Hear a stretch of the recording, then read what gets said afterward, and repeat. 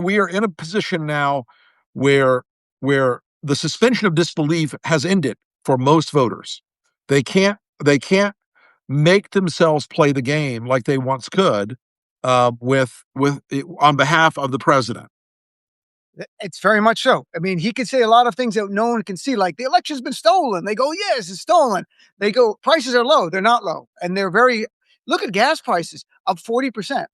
Diesel Yep. up 50%. Diesel's off the chart. It's about to break a record. And again, talk about a group that gets hurt the most. Who uses a lot of diesel? Truckers, farmers, construction folks.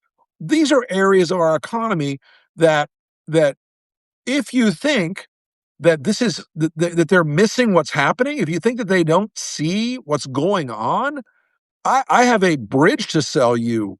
It's madness because, Dean, there is a sense, I think, legitimately, that Donald Trump's actions are a choice. They're not an accident. They're a choice. Right. And because he's made this choice, and voters know that Washington is controlled by his party. They control the House, they control the Senate, they control the courts, and they control the White House. Nobody's fooled that this is somehow Chuck Schumer's fault. Nobody wakes up in the morning and goes, yeah, those horrible Democrats, they passed those awful tariffs. Even his own people can't believe that because it's not true, and they know it's not true. They recognize the failure mode of all of this is Donald Trump. They understand it. They're not, one thing about voters is you can pretend that they're stupid, but voters actually are not stupid in the end. They always have a reflex action in the end. How do I make my life better? Sometimes they defer it or delay it or don't do it immediately, but eventually reality comes calling. It has come calling for Trump right now with a sledgehammer.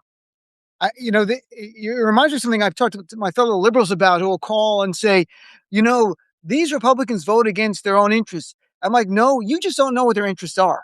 I can assure you they're voting consistent with their interests every single time. It's almost arrogant. It comes out of and they'll say like this. I'm like, but at the bottom line, the interest that I say should be number one doesn't mean that is your number one issue.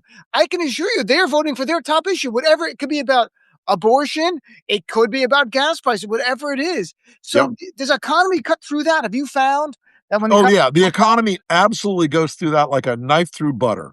Yeah. Because at the end, like I said, that's the unspinnable.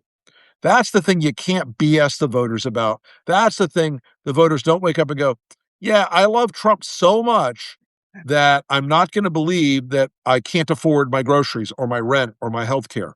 And in all these areas, he has raised the cost of living for Americans in a way that wasn't an accident or an externality of COVID. Look, and we don't talk about this enough. Joe Biden ended up in the political box he was in because he had to deal with COVID. He had to deal with the impacts of Donald Trump screwing up COVID so horrendously. And so we ended up spending a lot of money, driving some inflation, and all that. You can argue it round or flat, but that's where the political harm to Biden came. With Trump, this is all a decision, not an externality. No one, look, and here I will even say this. I'm rarely one to give Donald Trump any leeway, but Donald Trump could not have stopped COVID from spreading, probably even if he wanted to or understood it. It was a virus. It was a SARS-2 virus. They are highly transmissible. They are highly contagious, and he couldn't stop it. He screwed everything else up about it, but that was an externality. There was no reason to give Elon Musk a tax cut and jack inflation to the sky. There was no reason to get in a tariff war and jack inflation and up to the sky. There was no reason to do any of the things he has done in the last few months, except that he has a unbelievably unrealistic expectation of what America needs. And what he thinks it needs is a golden ballroom.